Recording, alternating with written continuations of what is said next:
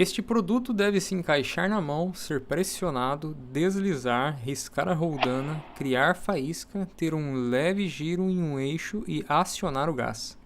O fogo não deve destruir seus componentes e o fluxo de ar deve ser garantido para não se extinguir a chama. Ao soltar o mecanismo, uma mola deve retrair o isqueiro para a posição original de tal modo que cesse a produção da chama e também gere uma condição segura ao usuário. Caso se deseje evitar acidentes, um pino pode ser deslocado para travar todo esse mecanismo que aciona o isqueiro. Neste episódio do quadro Analista de Produto, trataremos de analisar o extensor de isqueiro da Bic, comercialmente chamado de Bic Hand. O conjunto completo foi encontrado em uma papelaria no valor aproximado de R$15 o conjunto todo. O isqueiro é produzido em Manaus, Brasil. O mecanismo extensor é produzido provavelmente em Nantong, China. A distribuição do conjunto é também de Manaus. Analisando do ponto de vista do cliente, a necessidade deste produto é gerar fogo com isqueiro em local distante e em certas posições, algo que possa substituir, por exemplo, um fósforo longo e sem queimar os dedos. O produto principal é o isqueiro e sua função básica é criar fogo. A haste ela tem função secundária e sua função é estender acesso. Ambas são funções de uso, estender acesso e criar fogo. Ambas são também funções técnicas. As funções de interação são ergonomia e segurança.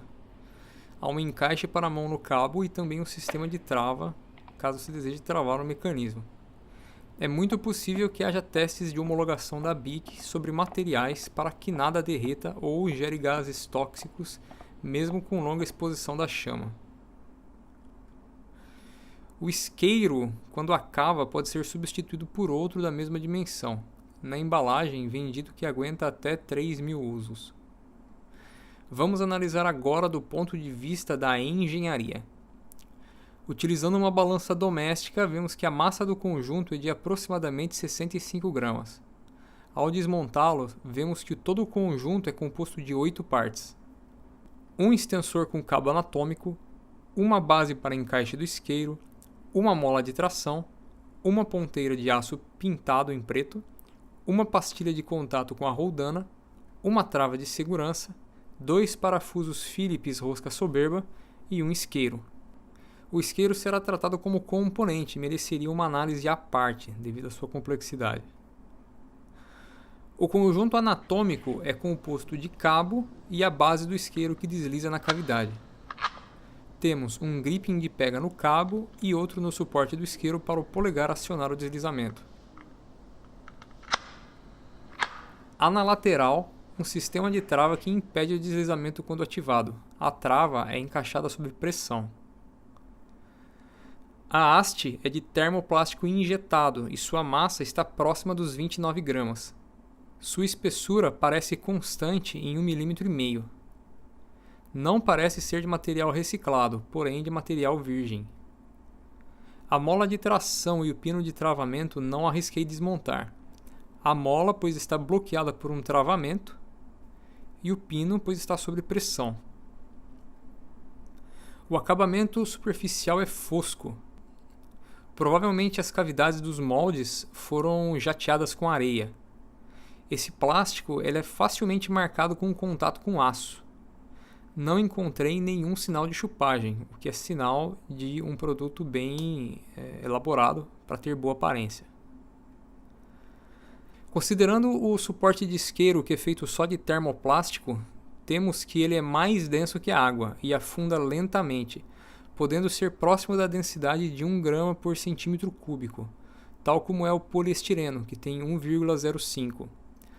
Provavelmente estamos diante de um poliestireno antitérmico. Este produto é vendido em diversas cores, o que garante neste a presença do master azul.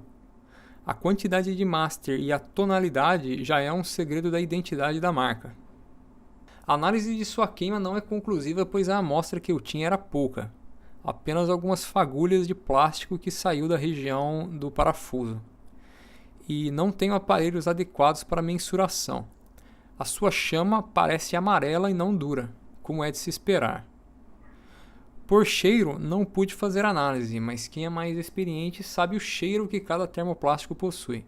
O processo de fabricação é por injeção de termoplástico. Temos a presença de linha de fechamento e um mecanismo de gaveta para a cavidade aonde desliza o isqueiro. Nesta cavidade temos a marca H2, podendo indicar o número da cavidade.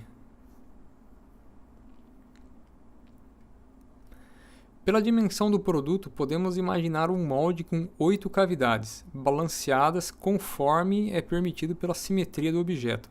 Os pontos de injeção podem ser de um bico injetor a cada par de peças, ou seja, uma câmara quente com 4 bicos. Estimo, portanto, a produção de 8 peças por ciclo de injeção. Temos uma marcação 22Q no cabo, que certamente não é da injeção, mas um processo de marcação posterior, podendo ser algum código de fabricação, lote, qualidade, data, etc. O ponto de injeção é o mais próximo possível do centro de gravidade. Temos 3 extratores de 3 mm aproximadamente de um lado na região do cabo. Há do outro lado uma imperfeição que parece também um pino de extração, mas não arrisco dizer o que seja. Há também um quarto pino extrator de aproximadamente 5 mm na cavidade aonde vai a pastilha. De um dos lados há impresso em serigrafia o logo da BIC e o nome do produto. As tintas percebidas são preto, branco e amarelo. A tipografia utilizada eu não arrisco analisar, mas é elemento de interesse para quem é do design gráfico. Enfoque na detalhe da contrasaída da geometria de engaste da mola de tração. Analisando a imagem, parece que há um processo à parte para a geração desse cabeçote de travamento do anel. Há alguns mecanismos de extração com retardos que previnem a destruição de contrasaídas. Isso para quem é projetista de ferramental, projetista de moldes. Mas pela ausência de linhas de fechamento e também pelo pouco espaço que o produto tem, parece que há algum tipo de processo hot plate que acaba por dar esse acabamento e travando o anel da mola. Enfoque no detalhe da cavidade da pastilha de contato com a roldana.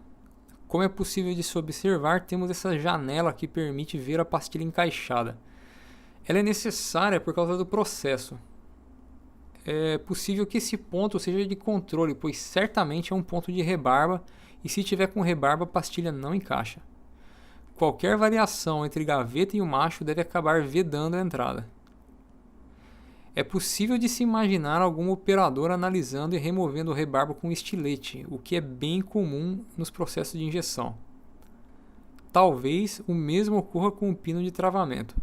Em algum momento ele deve ser gravado com esse 22Q e também com a serigrafia. A pastilha ela tem coloração amarela e é translúcida. Ela tem menos de 1 grama. Ela tem a função de dar contato com a roldana que gera faísca, como se fizesse a vez de nosso dedo. Ou seja, precisa de uma certa resistência ao desgaste. A sua textura é um tanto emborrachada e oleosa. A sua densidade é superior à da água afundando rapidamente. Tudo indica ser algum elastômero de sílica ou silicone com alguma coisa de vidro provavelmente. Certamente é injetado, havendo sinais de extratores e código de cavidade. Pela imagem das rebarbas, podemos dizer que o material tem fluidez bem elevada ou que há certa folga nos pinos extratores. O suporte do isqueiro pesa 8 gramas e é do mesmo material do cabo. Provavelmente é injetado em outro molde, porém é de se pensar que o mesmo molde possa injetar os dois. Ele é projetado de modo a dar encaixe no isqueiro sob pressão, segura o isqueiro mesmo sendo balançado.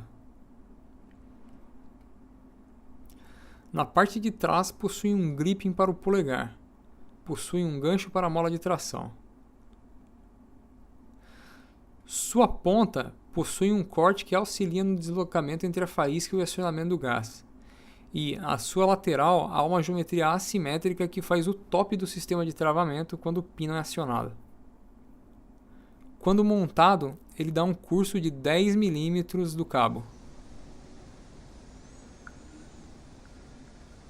Quando montado no cabo, ele corre por este oblongo uma distância de 10 mm. Seu processo de injeção e seu molde é composto de uma gaveta por cavidade. Podemos ver facilmente a linha de fechamento e também seu ponto de injeção. É possível de ver 2 pinos de extração de 5 mm de um lado. Pela proximidade entre eles, eu arrisco falar que o que tem mais rebarba é o mais atual, e o que está mais transparente é um furo antigo que foi tamponado. No fundo da cavidade é possível ver o número 2, que deve indicar o número da cavidade. Essas numerações elas são bastante importantes para rastrear qualquer desvio de padrão de qualidade e facilitar a identificação de reparos nas ferramentas. O pino de travamento aparentemente é do mesmo material, porém com um master preto, o que certamente exige um novo molde. Seu encaixe é sob pressão. A ponteira metálica é de aço com pintura preta. Arrisco falar que é pintura E-Coat anti-corrosão. A sua massa é de 6 gramas. A espessura deste aço de conformação está entre 0,5 e 0,6 mm. Só para comparar com os carros, hoje nós temos de 0,6 a 0,8 nas chapas de aparência. Vemos que há 2 furos, um circular e um oblongo em arco. Um é para a saída da chama, o outro deve ser para dar saída a fagulhas e também fluir o ar, para não ocorrer queimas incompletas do gás butano.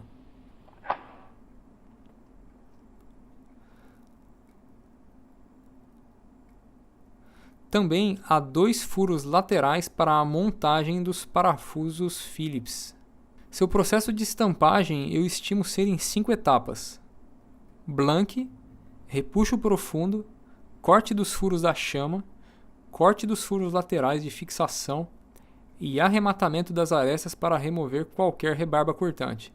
Rebarbas podem ferir o usuário, então por isso que ele tem que ser removida. Depois disso, deve ir para a pintura.